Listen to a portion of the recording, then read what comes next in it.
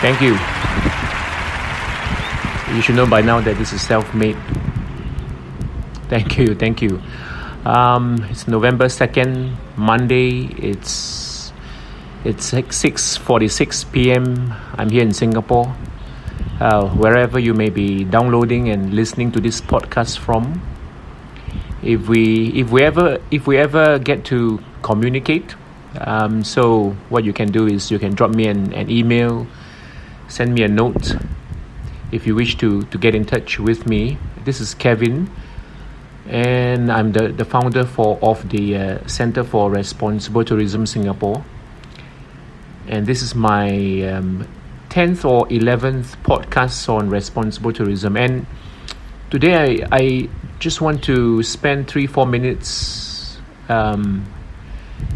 briefly touching on this topic of environmental injustice and responsible tourism.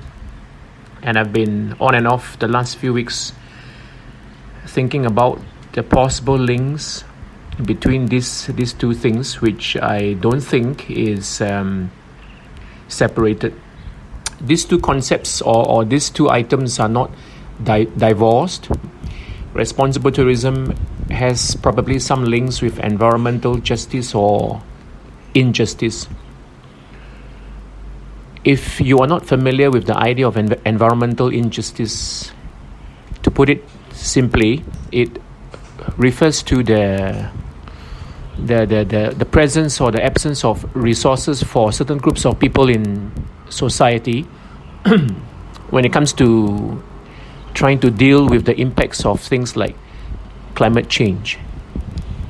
Environmental injustice happens in quite a lot of places.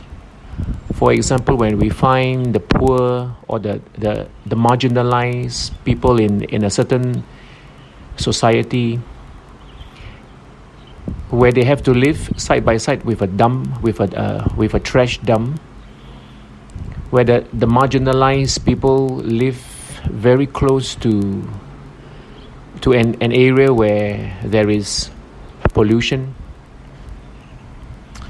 where the marginalized or the poor people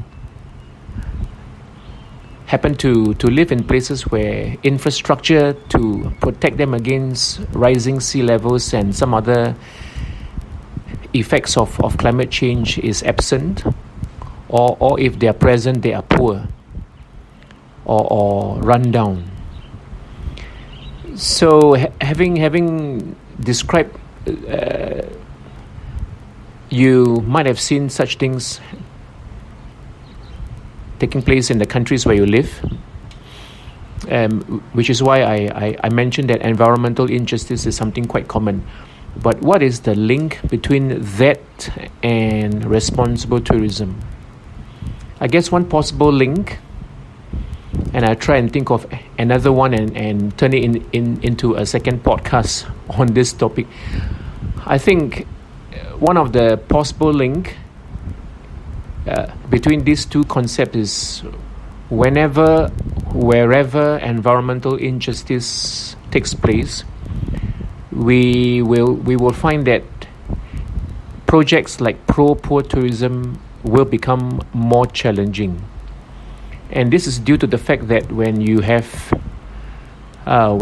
such inequality happening in places, there is often accompanying such problems the lack of resources for certain groups of people to deal with the environmental problems.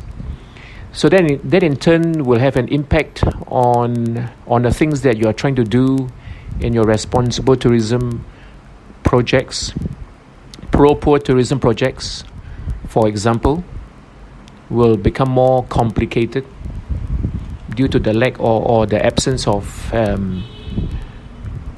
resources that is required.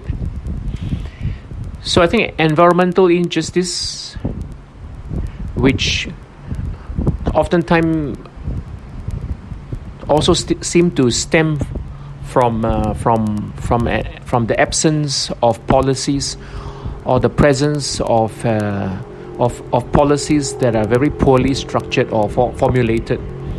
So all this will have an impact on how responsible tourism work is being carried out.